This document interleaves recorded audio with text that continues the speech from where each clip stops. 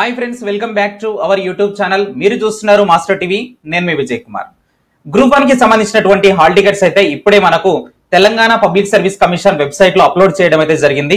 So దానికి సంబంధించి మన యొక్క హాల్ టికెట్ ఏ విధంగా డౌన్లోడ్ చేసుకోవాలి, అలాగే హాల్ టికెట్ లో ఏమైనా ఇంపార్టెంట్ అయినటువంటి ఇన్స్ట్రక్షన్స్ ఏమైనా ఇచ్చారా ఏంటి చూసే ప్రయత్నం అయితే చేద్దాం.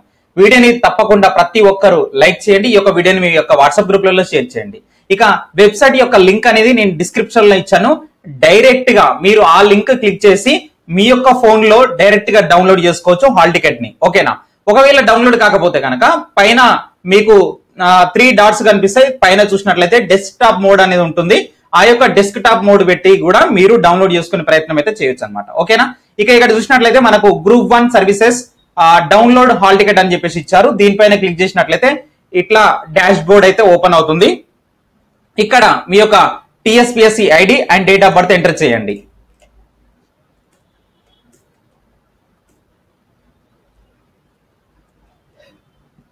తర్వాత క్యాప్చా ఎంటర్ చేయండి.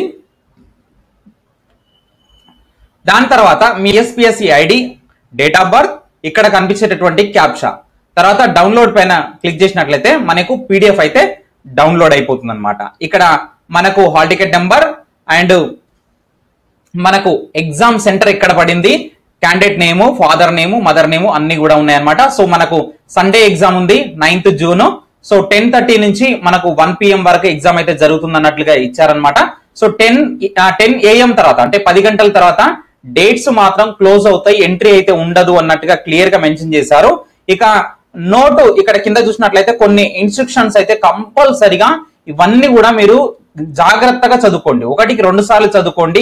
ఏమాత్రం పొరపాటు చేసినా గానీ మరి మీ యొక్క OMR కూడా మరి ఇన్వాలిడ్ చేసేటటువంటి అవకాశం ఉన్నది కాబట్టి జాగ్రత్తగా చదువుకునే ప్రయత్నం అయితే చేయండి. దీంట్లో ముఖ్యంగా చూసినట్లయితే candidates shall carry only black and blue ball point pen మాత్రం అలౌ చేస్తామని చెప్పేసి అన్నారు. లేటెస్ట్ ఒరిజినల్ ఫోటో పేస్టెడ్ పైన ఫోటో అనేది పేస్ట్ చేసి ఉండాలన్నాడు.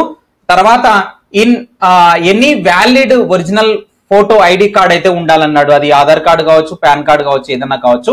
సో ఇంకా కొన్ని ముఖ్యమైన ఇన్స్ట్రక్షన్స్ కూడా ఇవ్వడం అయితే జరిగింది. సో అవన్నీ కూడా క్లియర్ గా చదువుకొని వెళ్ళండి. I wish you the all the best. Thank you very much.